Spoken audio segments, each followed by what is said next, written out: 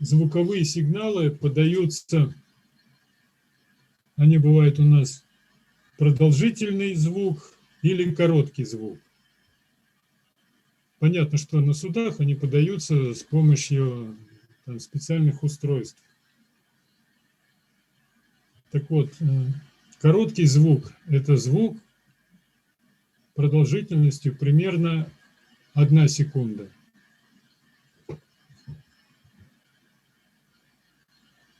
Короткий звук 1 секунда, продолжительный 4 секунды. Короткий 1 секунда, продолжительный 4 секунды. Интервал между ними тоже около секунды. За исключением такого понятия, как серия коротких звуков. Она подается с меньшим интервалом. Итак, общие сигналы. Продолжительный звук. Один продолжительный. Это означает внимание. Или при подходе пассажирского судна к причалу. Один продолжительный – это внимание. Или при подходе пассажирского судна к причалу.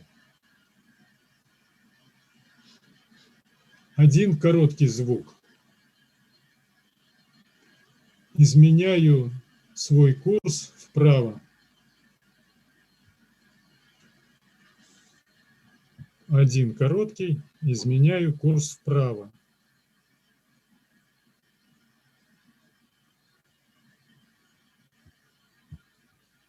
Два коротких, изменяю свой курс влево.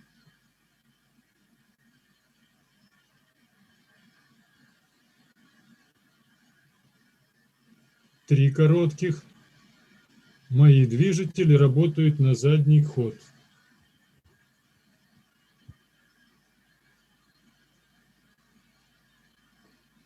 Четыре коротких, я намерен остановиться.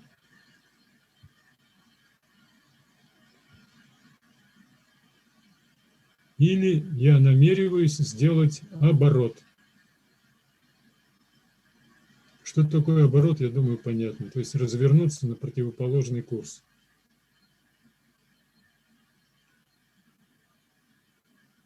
Серия коротких звуков. Это сигнал предупреждения.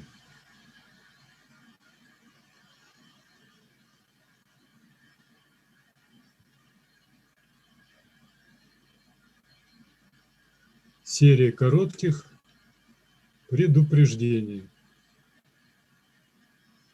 Три продолжительных звука.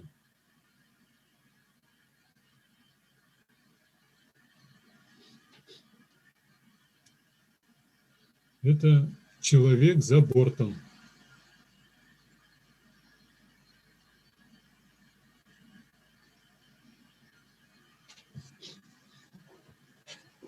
Один короткий, один длинный. Прошу увеличить ход.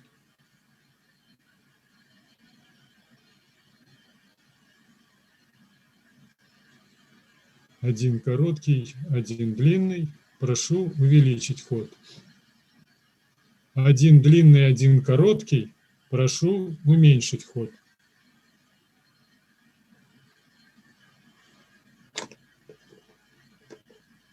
Для запоминания.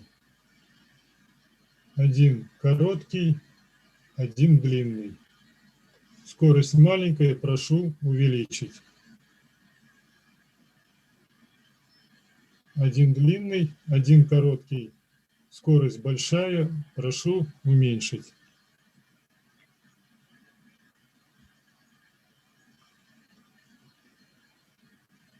Один продолжительный, один короткий, один продолжительный. Продолжительный, короткий, продолжительный. Прошу выйти на связь.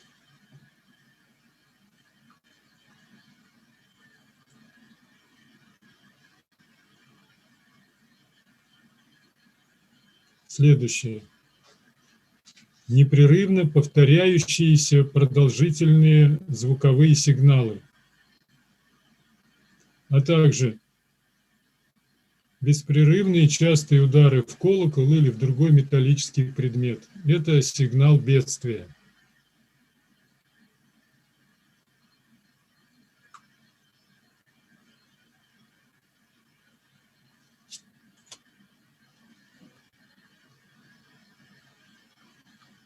Один продолжительный, один короткий, один продолжительный, один короткий. Короткий, продолжительный, короткий. Это я вас понял.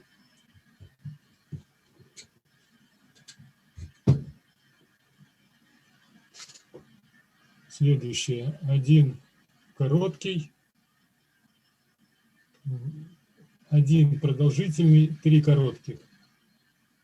Это при отходе от причала пассажирского судна в рейс.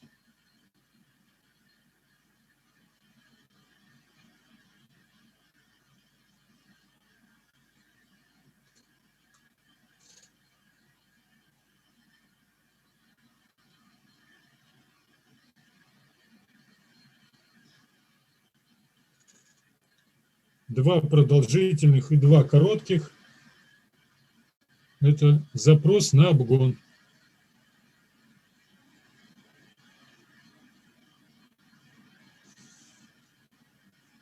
Это вот общие сигналы, которые суда должны использовать. Но существуют еще сигналы, подаваемые в условиях ограниченной видимости.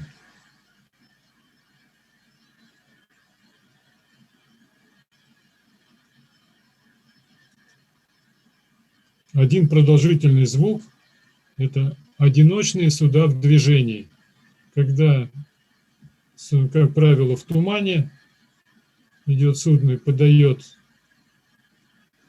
такой одиночный продолжительный звук, говорит, что одиночное судно в движении.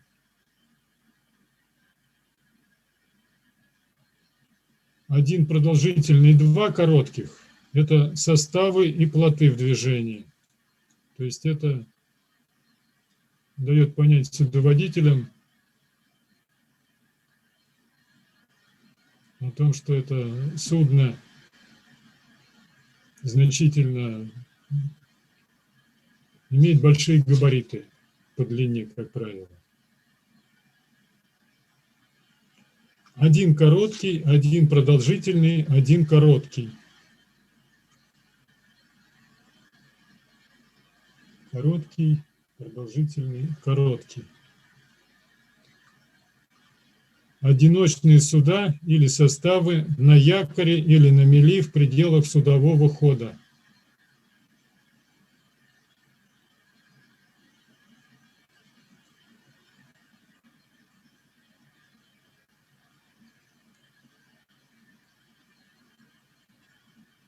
Значит, частые удары в колокол и металлический предмет. Это говорит о том, что это не самоходное судно с экипажем на якоре или на мели в пределах судового хода.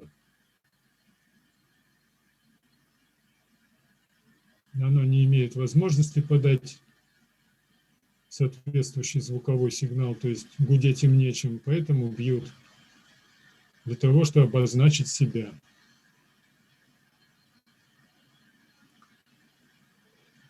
Вот в таблице, которая дана в правилах, на этом как бы вот заканчивается. Но в тексте в дальнейшем встречается два продолжительных. Еще два продолжительных звука. Это имеет два значения. Первое,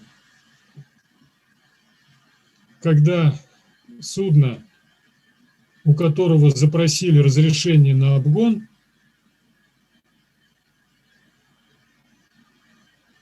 дает согласие на обгон.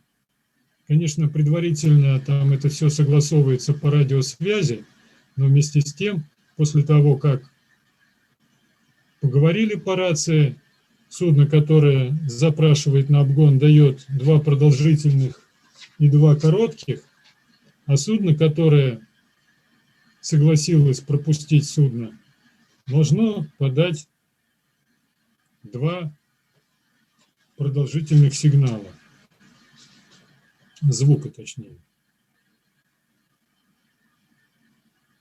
Второе – это когда при движении по участку, где расхождение судов затруднено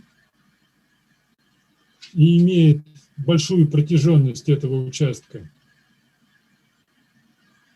судно, идущее по этому участку, должно через каждые 2-3 минуты подавать 2 продолжительных звука, оповещая тем, что данный участок занят, по нему движется судно.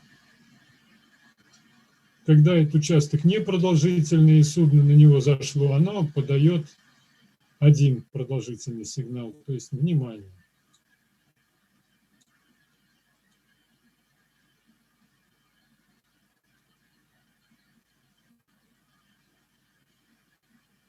Ну вот, звуковая сигнализация на этом закончилась. Ну, для нас какие из этих вот сигналов могут иметь практическое значение? Это прежде всего продолжительный сигнал внимания, когда судно хочет привлечь ваше внимание, может вам подать 1 продолжительный сигнал. Дальше, предупреждение.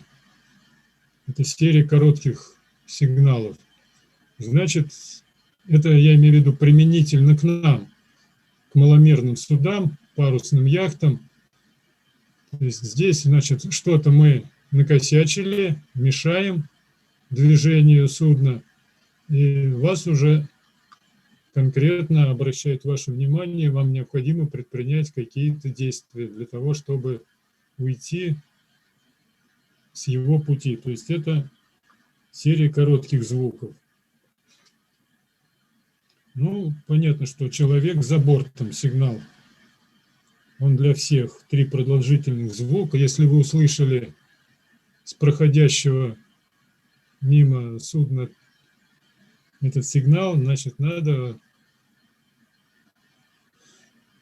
сделать все необходимое, чтобы постараться найти человека, который выпал с этого судна, находится за бортом. Ну и сигнал бедствия, понятно, серия продолжительных звуков, то есть необходимо оказать этому судну помощь. Так, ну, будем считать, что с этой темой мы разобрались.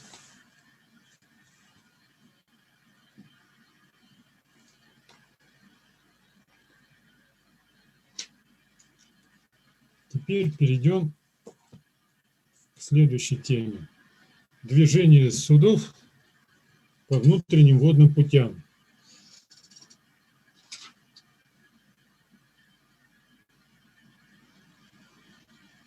Значит, судно, идущее вверх. Для чего нам это надо знать? Когда это, скажем так, кто имеет приоритет? Судно, идущее вверх, должно уступать дорогу, скажем, при прохождении каких-то узкостей, пролетов мостов и так далее, судну, которое движется вниз. Почему это необходимо? То есть, почему судно, идущее вверх, уступает дорогу? Мы прекрасно понимаем, что против течения регулировать свою скорость гораздо проще и легче, чем судно, которое идет по течению. Если течение незначительное, скажем, там в пределах 1-2 километра, большой разницы не имеет. Но у нас есть участки на внутренних водных путях, где скорость течения достаточно высокая. И судну, которое необходимо пропустить, застопорить ход, чтобы осуществить пропуск, там одного застопорить машины, этого действия будет недостаточно. Там ему придется еще и на задний ход переключать машину. Поэтому судно, которое идет по течению, имеет приоритет движения. Так вот, как определить судно, идущее вверх? На реках и водохранилищах под термином «судно, идущее вверх», то есть мы понимаем, что это от устья реки к ее истоку. Судно, идущее вверх, то есть против течения, включая участки, где отливы и приливы совпадают с течением. На реке понятно. На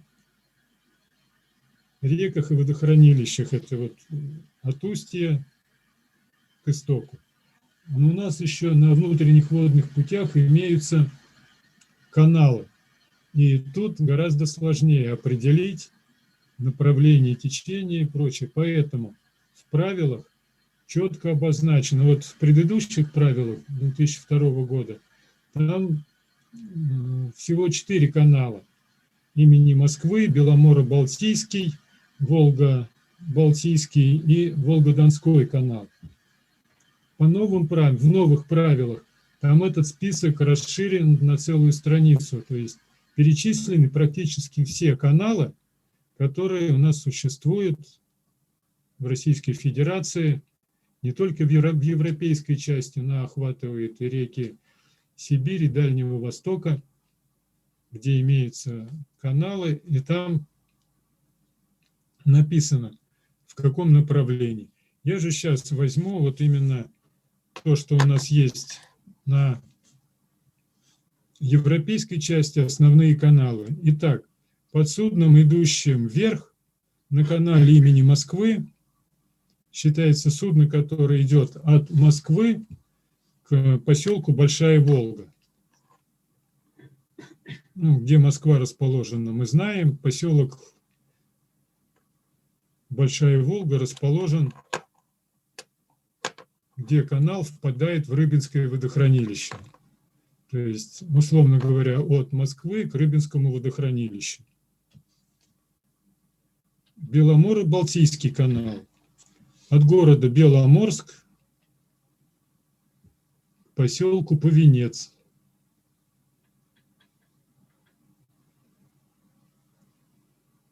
Поселок Беломорск, понятно, располагается на берегу Белого моря, там, где начинается канал.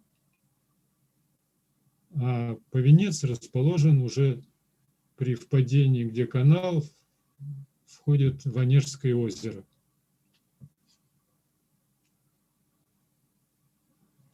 На Волго-Балтийском канале от города Череповец к городу Вытегра. Череповец находится на реке Шексна, которая впадает в Рыбинское водохранилище, а Вытегра находится там в 10 километрах от Онежского озера. Там небольшой такой подходной канал. Значит, на Волго-Донском канале от реки Дон, это в районе города Калач, к реке Волга. Вот в этих направлениях, то, что я обозначил, мы понимаем, что суда идут вверх.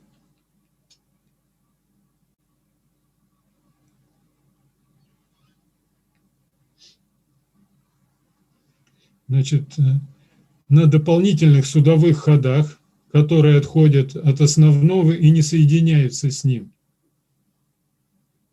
от основного хода к берегу,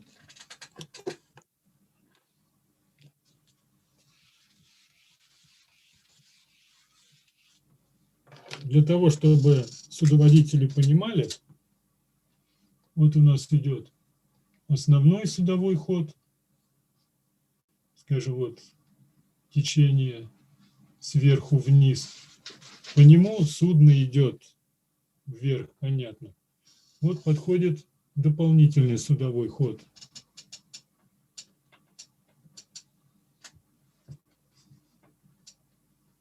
Так вот, судно, которое идет от основного судоходного,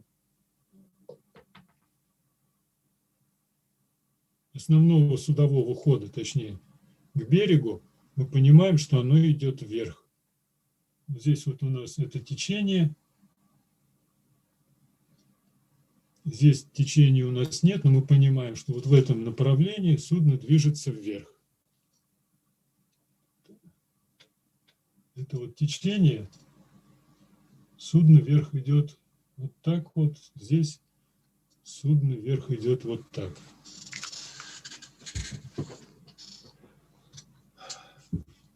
Соответственно, под судном, идущим вниз, мы понимаем судно, которое идет во встречном направлении.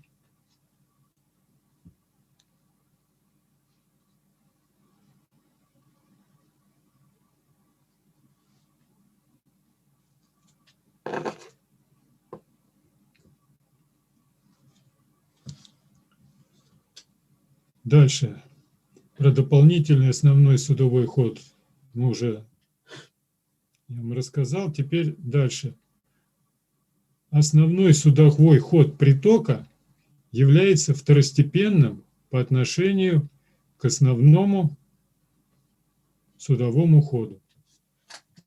То есть у нас вот Кама является, как ее считают, притоком, поэтому Кама имеет свой основной судовой ход, но когда он сливается с основным ходом реки, то суда, идущие по судовому ходу основному Камы, должны уступать в движении судам, которые находятся на основном судовом ходу реки Волга.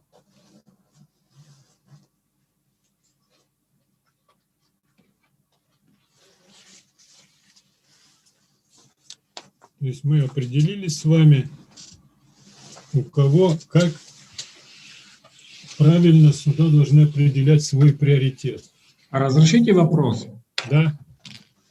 Кама Волга – это чисто политический. Я вообще не понимаю, почему Кама не заканчивается в Каспийском море, почему Волга не сливается в Каму. Где написано, какая река, когда два река сливаются, кто главный, кто не главный?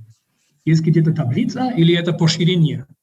Нет, это заложено в, скажем, правильно сказали, политически. То есть у нас на наших внутренних водных путях Волга является основной рекой. А такие реки, как Кама, Ака, Сок, Уса и так далее, они считаются у нас притоками. Хотя я с вами согласен, даже по своему,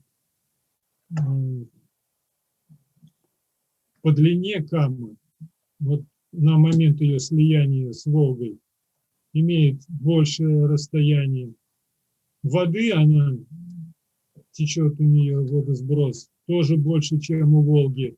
Вот, но это решено, так скажем, политически. Хорошо. Считается, что Волга матушка. Да, но берем пример, если незнакомые акваторию, да, две реки, я туда хожу. Как я определяю, кто главный, кто не главный, если политику это не все знаю? прописано в Лоциях. В Лоциях, да? Хорошо, спасибо. В Лоциях это все прописано.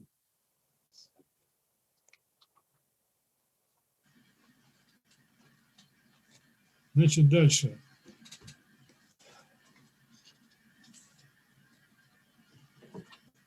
Судам запрещается движение самоходных судов, ошвартованных бортами, за исключением случаев аварийной ситуации или в случаях комплексного обслуживания. Ну, аварийные ситуации, понятно, это одно судно буксирует под бортом другое, которое имеет какие-то неисправности или там со своей машиной, или там рулевой системой и так далее. Думаю, здесь вопросов нет. А что такое комплексное обслуживание? Раньше и до сих пор у нас существует в каждом порту так называемый портофлот, который осуществляет обслуживание судов, которые движутся по внутренним водным путям. Что это может быть? Это может быть очистительное судно, так называемое АЭС, которое подходит и откачивает там подсланивые воды, сточные воды канализационные, откачивает их. Чтобы не замедлять, так скажем, движение, чтобы судно не стояло, оно берет под борт АЭС-ку, вместе с ней движется и откачивает, там, выполняет те необходимые действия, которые ему нужны. Или, значит, для того, чтобы пополнить запасы, скажем, там, тоже пресной воды, продуктов. Ну, сейчас вот их нету, а раньше были специальные магазины ворповские, которые в свое время очень прекрасно снабжались. Ты идешь, заранее подаешь заявку в этот магазин, мне нужно то-то, то-то, то-то, столько, столько, столько-то. Загружает на катер, обычно у нас вот ярославцы этим занимались. Ты проходишь мимо, к тебе под борт подходит это судно снабжения, и ты к нему швартовываешься, с тебя передают на судно необходимое то, что ты запросил. Вот что это подразумевается под термином комплексное обслуживание. Но не более двух. То есть ты можешь взять под борт одновременно и АЭС-ку, и снабженца, если позволяют твои габариты, но не более двух. Значит, при буксировке буксируемое судно находится справа у борта. То есть левая сторона твоя всегда должна быть свободной, потому что расхождение у нас происходит левыми бортами, и отмашки мы подаем слева, то есть придется с левого борта. Поэтому буксировка всегда осуществляется только с правого борта. Значит, обгон и расхождение с одновременным нахождением на траверзе 3 судов при ширине судового хода менее 200 метров. Тоже должно быть понятно. Ширина судового хода менее 200 метров. Вот так, наверное, да?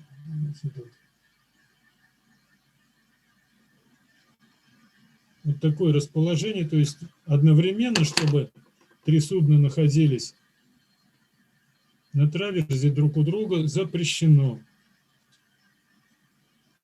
Дальше. Пересечение судном полосы движения или всего судового хода на расстоянии менее 1 километра от приближающихся судов без согласования взаимных действий. То есть о чем это говорится? В принципе, ты можешь пересечь, учитывая данные обстоятельства. Если у тебя достаточно скоростное судно, а судно, которому ты пересекаешь курс, тихоходное, ты видишь, что ты можешь пройти достаточно безопасно на расстоянии менее 1 километра, запрашиваешь разрешение на пересечение курса, предупреждаешь его о своих действиях, получаешь подтверждение, можешь расходиться. А так, в принципе, пересекать запрещено при расстоянии менее 1 километра. И пересекать судовой ход необходимо под углом, близким к 90 градусам. Расхождение и обгон судов в районе аварийно-ремонтных работ заградительных, ворот каналов, переправ, в пролетах мостах, а также расхождение судов в пределах 500 метров выше и ниже мостов, если движение осуществляется через один пролет. Тоже все, я думаю, более-менее понятно. Значит, дальше. Как у нас происходит запрос, то есть когда два судна у нас идут встречными курсами, необходимо разойтись. Судно, идущее вверх, первым заблаговременно должно согласовать свои действия по радиотелефонной связи и дать отмашку. То есть первым запрашивает, выходит на связь и запрашивает, так скажем, согласовывает свои действия при расхождении судно, идущее вверх. Если судно, которое идет вниз, оно согласно с этим, оно подтверждает по радиотелефонной связи и, соответственно, дает отмашку с левого борта. Значит, надо учитывать вот, что тот, кто первый дает отмашку, тот несет ответственность за расхождение.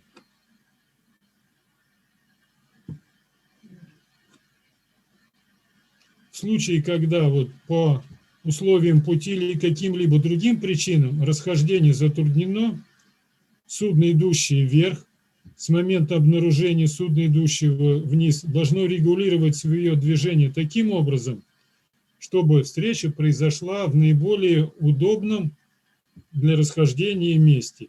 Если же это невозможно, оно должно убавить ход или остановиться и осуществить пропуск судна по своему левому борту.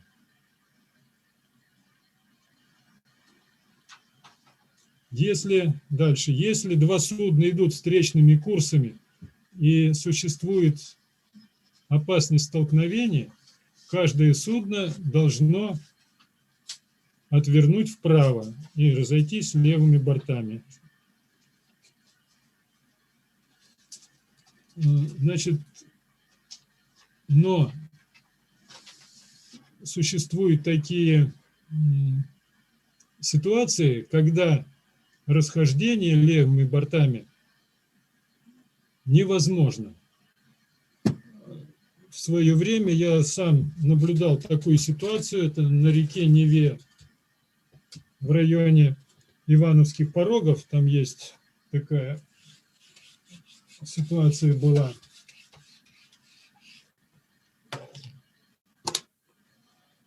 В том месте, значит, ну это перед ними еще, там вот поворот реки, сверху шла баржа с толкачом, снизу шел буксирный теплоход. По идее, они должны были разойтись левыми бортами. Но капитан опытный, кстати, в этом месте течение реки Нева достаточно высокое, там порядка 5-7 километров. Здесь. Поэтому, когда вот пройти ему вот в такую циркуляцию заложить очень сложно. Он понимает, что его снесет. Поэтому заранее он видел его, скорее всего, там на АИСе, на радаре, неважно как. Он знал, что снизу подходит судно. Когда он запросил расхождение левыми бортами, тот сказал: нет, парень, давай-ка разойдемся правыми, потому что пройти здесь безопасно у меня не получится. Буксир ушел к левой кромке своей, отвернул влево, и состав прошел спокойно, и они разошлись правыми бортами. Поэтому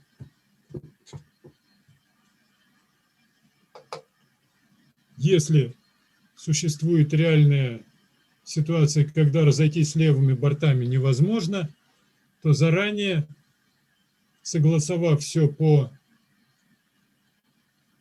рации УКВ и соответствующими отмашками, когда уже вышли на визуальное наблюдение друг друга, согласовав действия, безопасно разошлись правыми бортами.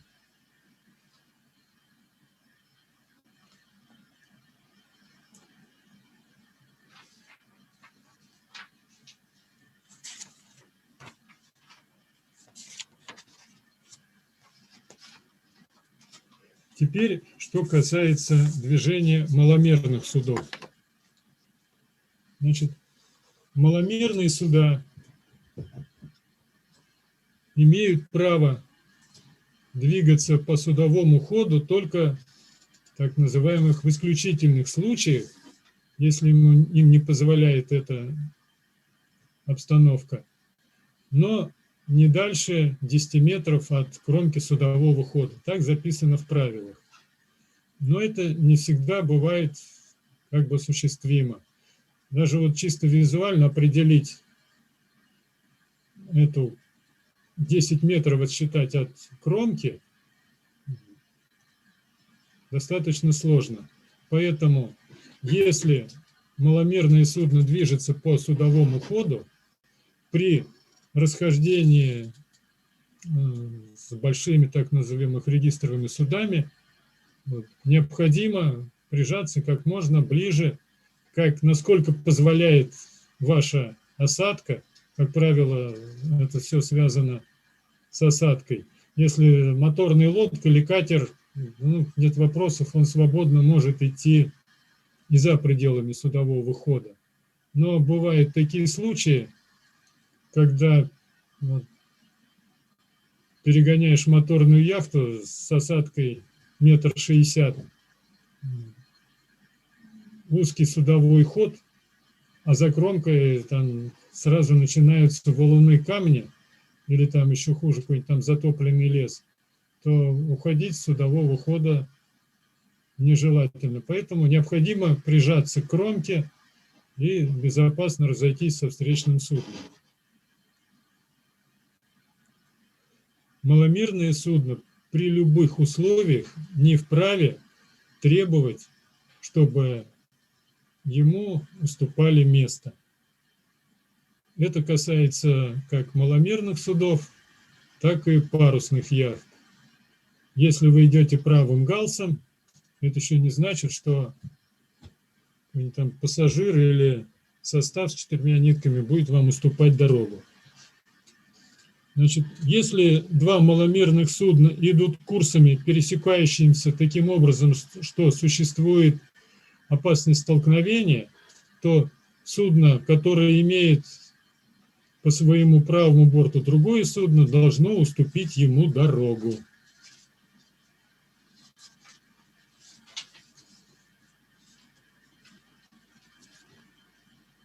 Дальше. Маломерные суда, которые идут под двигателем, должны уступать дорогу парусным судам или другим маломерным судам, которые не используют двигатели, то есть идут гребным и прочее. Теперь расхождение парусных судов. Что такое правый и левый галс, вы уже знаете. Так вот, преимущество имеет судно парусное, которое идет правым галсом. А если они идут одинаковыми галсами, то судно, которое идет круче к ветру, имеет преимущество.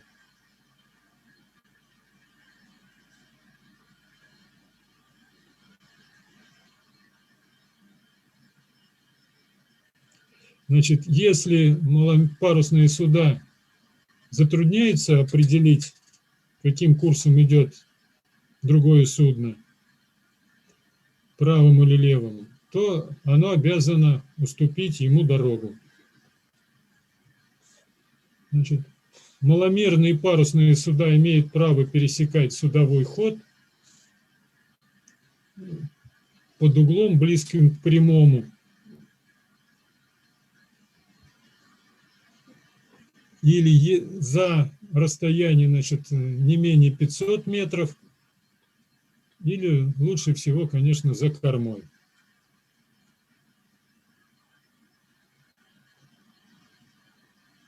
Значит, маломерным и парусным судам запрещается маневрировать и останавливаться вблизи идущих или стоящих других судов, земснарядов, плавучих кранах и так далее, или в промежутках между ними.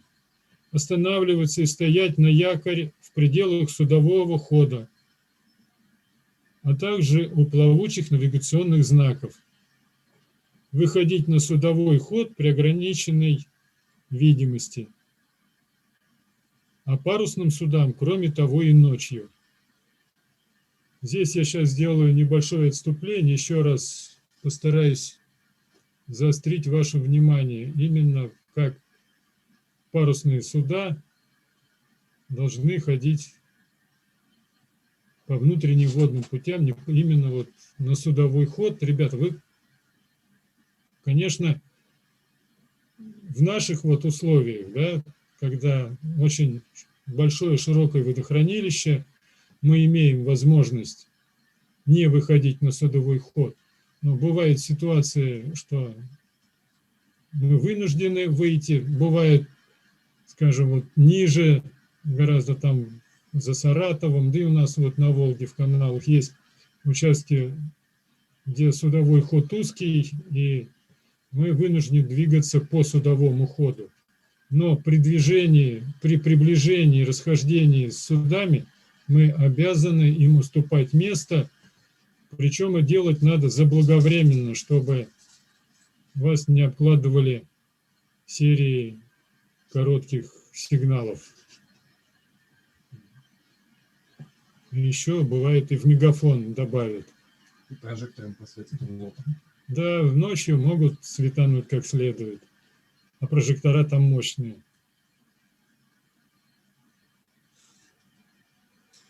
Так, ну что, я предлагаю сделать небольшой перерыв. Нам, кстати, это надо дополнить к тому вопросу, который был. Так, 1 минуту. Сейчас мы... Какой вопрос был? Ну, то, что был вопрос, где, чем регламентируется, где какая река впадает, где она начинается, заканчивается и так далее.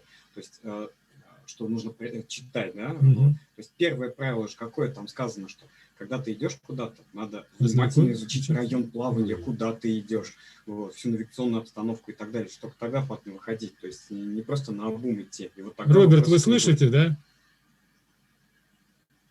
То, что вот нам... Да, конечно, слушаю внимательно. То есть вот перед тем, как идти, вот это касаемо вашего вопроса, какая река является притоком, какая основная, перед тем, как начать какое-то плавание, необходимо детально ознакомиться с лоцией данного района, где все рассказано очень подробно. Так, время у меня 45 минут. Так, а давайте, знаете, что сделаем?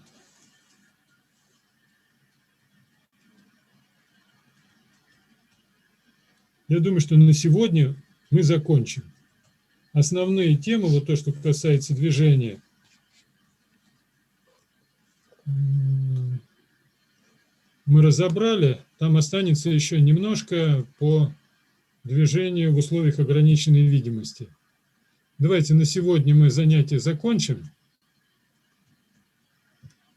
Значит, я вот о чем хочу вам рассказать. Значит, я думаю, что все посмотрели тот фильм, который был выложен.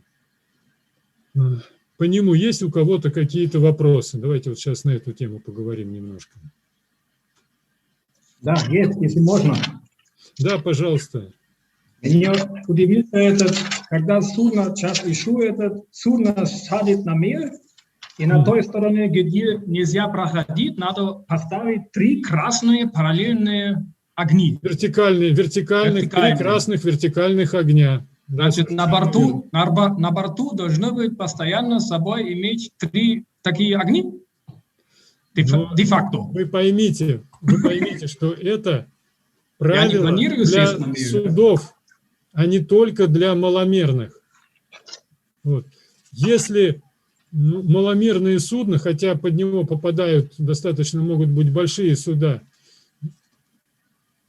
то, конечно, на больших маломерных судах должны быть такие огни. Для нас же с вами это, ну, правилами, как бы вот написано, что надо выставлять, но на судовом ходу вы вряд ли со своей осадкой сядете на мель. Если это случилось, вот, желательно, конечно, что-то подобное выставить. Днем это повесить какие-нибудь красные тряпки, ночью попробовать чем-то осветить. Для судов, которые регистровых больших судов, они имеют эти огни и возможность их ставить. Это больше предписано для больших регистровых судов.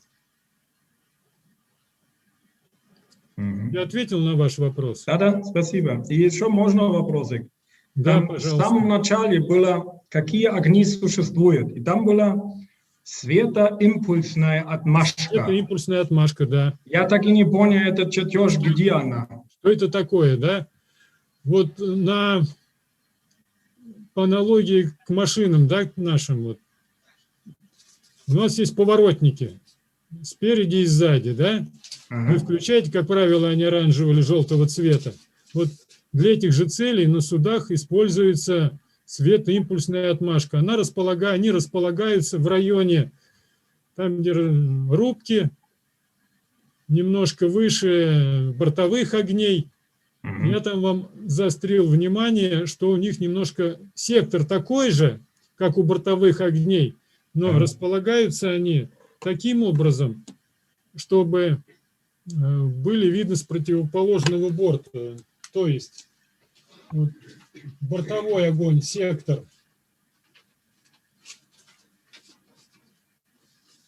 Располагается вот так, а у светоимпульсной отмашки вот так. То есть ее видно будет из другого борта.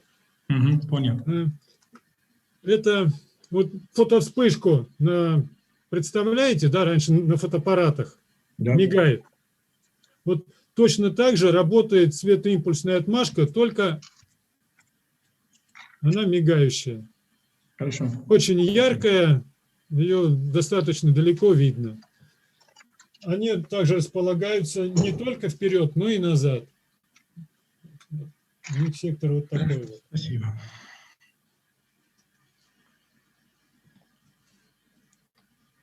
Значит, вот у меня вопрос еще один. Когда парусное судно движется по двигателям, то огни меняются на соответствующие для маломерного судна. Да, абсолютно правильно.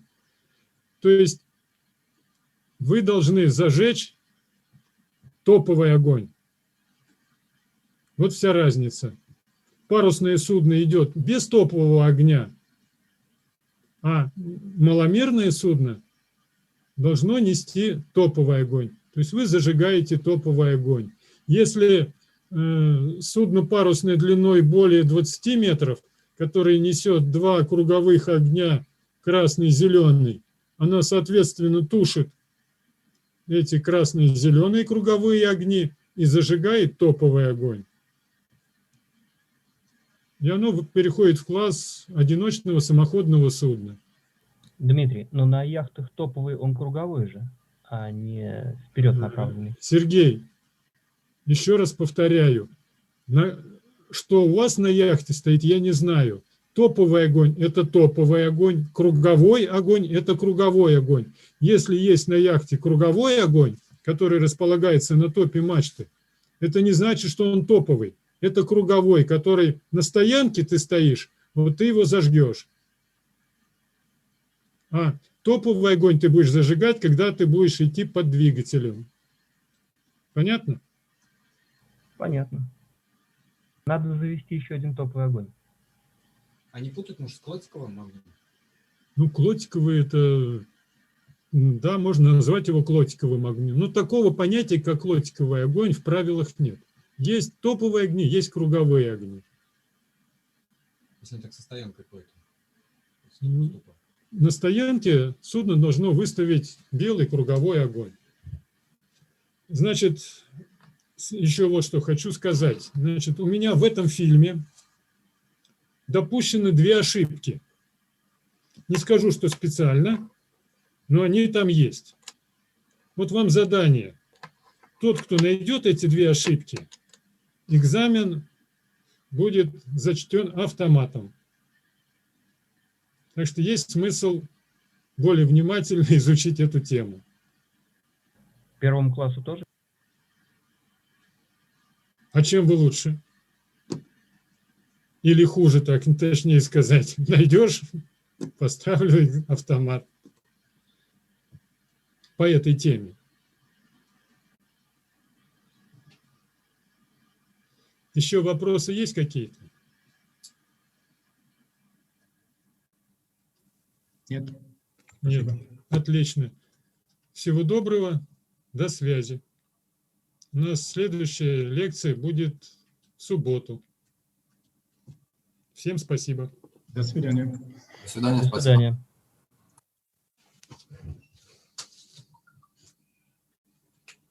Кто-то мне что-то прислал. Петька Зененберг. Хорошо,